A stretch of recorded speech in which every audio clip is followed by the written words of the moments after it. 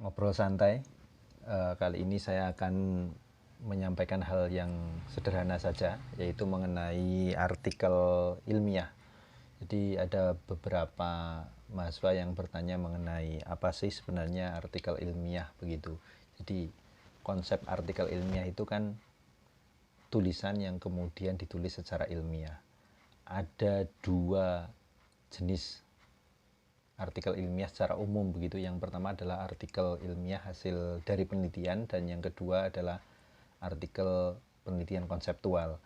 Nah, konsep itu sebenarnya bisa sangat bervariasi karena yang namanya dalam penulisan karya ilmiah bisa jadi jenis-jenis penulisan ilmiah itu bisa berkembang, tapi dalam konsep dasarnya ada dua itu. Nah, di karya ilmiah hasil penelitian tentu saja formatnya berbeda dengan artikel konseptual. Kalau konseptual itu berdasarkan konsep-konsep yang kemudian dirangkum, kemudian ditulis, begitu. Sedangkan artikel penelitian itu berdasarkan dari penelitian-penelitian yang telah dilakukan.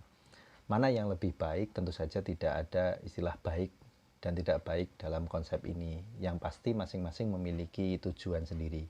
Kalau artikel ilmiah hasil dari penelitian tentu saja mengungkapkan temuan-temuan yang dihasilkan dari hasil penelitian, sedangkan artikel ilmiah yang berdasarkan dari konseptual itu berupa ide-ide yang kemudian dikembangkan, yang dipadukan dengan teori-teori yang sudah ada.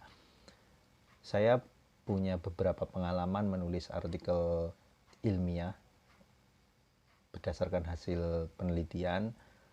Tentu saja di situ saya mencoba mengungkapkan data-data yang kemudian saya ambil. Dan saya juga punya pengalaman menulis artikel ilmiah konseptual.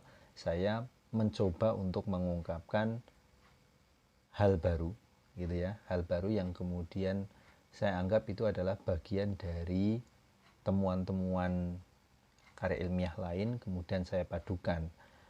Dan di sini tentu saja kita harus berhati-hati karena di dalam proses penulisan artikel ilmiah tentu saja jangan sampai kita terjebak dengan plagiarisme atau plagiasi yang dianggap itu adalah satu hal yang sangat fatal di dalam penulisan karya ilmiah. Jadi ketika kita bicara artikel ilmiah adalah tulisan ilmiah yang singkat, ya, saya sebut singkat karena kalau nanti menulis skripsi, kemudian tesis, disertasi cenderung lebih panjang.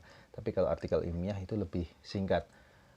Panjangnya mungkin, ya, kalau saya sebut mungkin karena di setiap jurnal yang menerima artikel itu bisa bervariasi. Jadi bisa sekitar 8 sampai 20 halaman. Dan tentu saja itu adalah tulisan yang singkat. Apa saja muatannya nanti kita akan coba gali satu persatu secara umum begitu ya, karena setiap jurnal yang meminta atau istilahnya lembaga yang meminta tulisan itu bisa bervariasi sesuai dengan kaidah selingkung yang diminta. Mungkin itu dulu ya sementara terkait dengan pemahaman mengenai artikel ilmiah.